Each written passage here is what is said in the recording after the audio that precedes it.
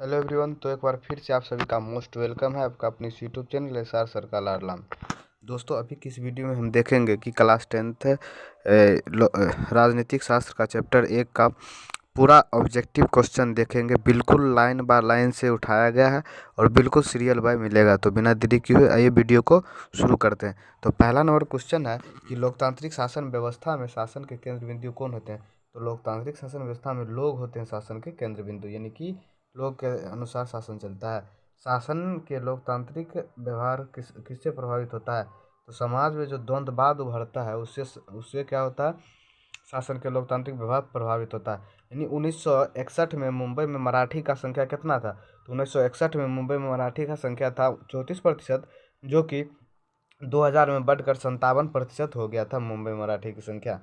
पांचवा क्वेश्चन है, भारत सरकार के कई सार्वजनिक हथियार कहाँ मिलते हैं। तो मुंबई में मिलते हैं। छठा क्वेश्चन है, भारत का वित्तीय राजधानी कौन है। तो मुंबई भारत का वित्तीय राजधानी है। सातवां क्वेश्चन है, मैक्सिको ओलंपिक समारोह में विरोध का रूप किस पर आधारित था। तो नस्ल पर आधारित था। बेल्जियम में कितने प्रतिशत हिस्सा फ्लेमिश इलाका में रहता था। तो 59%। और ये भाषा कौन बोलता था।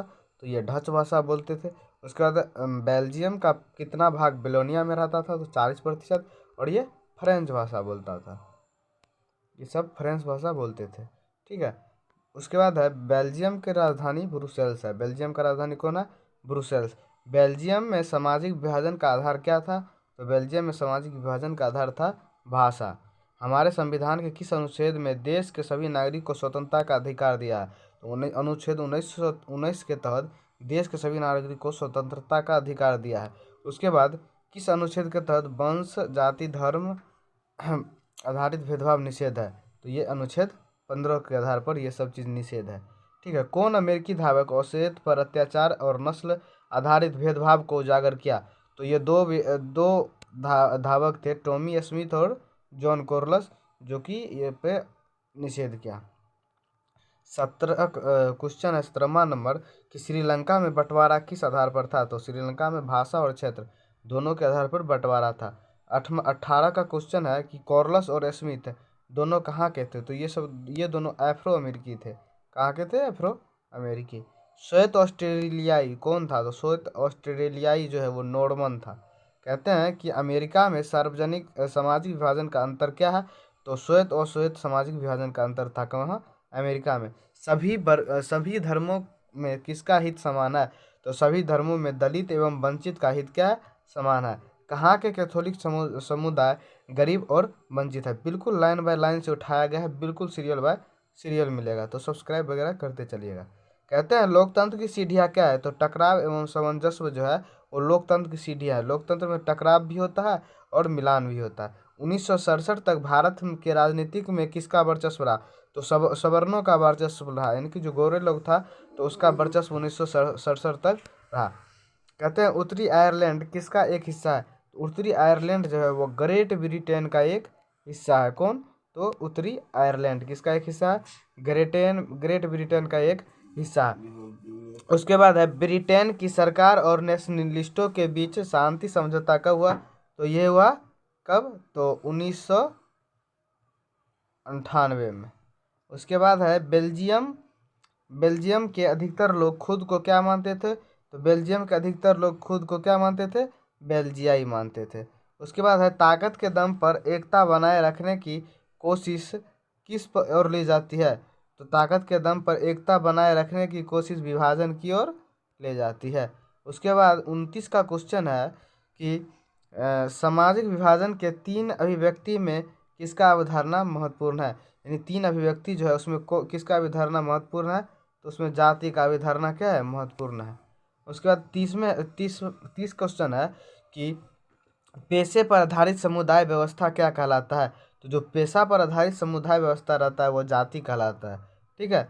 जातिगत समुदाय का बड़ा वर्ग क्या है। तो जातिगत समुदाय का बड़ा वर्ग वर्ण व्यवस्था है। जातिगत समुदाय का बड़ा वर्ग क्या है, तो वर्ण व्यवस्था है। वर्ण व्यवस्था के अंतर्गत किस शूद्र समुदाय को स्थिति असंतोषजनक है। तो वर्ण व्यवस्था के अंतर्गत जो वैश्य समुदाय है उसका स्थिति असंतोषजनक है। 33 को माह क्वेश्चन है, हमारे संविधान के किस भाग में जातिगत भेदभाव को निषेध किया गया? यानी कि जातिगत के आधार पर भेदभाव करना हमारे संविधान के किस भाग में निषेध किया गया है? तो तृतीय भाग में ये रोका गया है कि ऐसा नहीं होना चाहिए, तृतीय भाग में रोका गया है। ठीक है। 34वां क्वेश्चन है, पुराने जमाने में किसको जमीन रखने का अधिकार नहीं था? तो पुराने जमाने में जो है वो इसको अछूत या शूद्र को जमीन रखने का क्या था?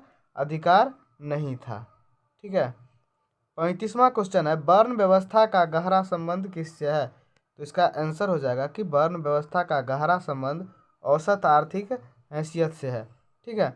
36वां क्वेश्चन है, किसने कहा था कि धर्म को राजनीति से अलग नहीं किया जा सकता था? ये हमारे बापू जी गांधी जी कहे थे। ठीक है। धर्म के आधार पर राजनीति क्या कहलाती है? तो धर्म के आधार पर राजनीति करना सांप्रदायिकता कहलाता है। ठीक है। 38वां क्वेश्चन है, सामाजिक असमानता का महत्वपूर्ण रूप क्या है? तो सामाजिक असमानता का महत्वपूर्ण रूप है लैंगिक असमानता। सर्वप्रथम महिलाओं को वोट देने का अधिकार कब और कहाँ मिला? तो 1918 में इंग्लैंड में महिलाओं को वोट देने का अधिकार मिला। लास्ट क्वेश्चन है कि लोकतंत्र के लिए क्या शुभ है?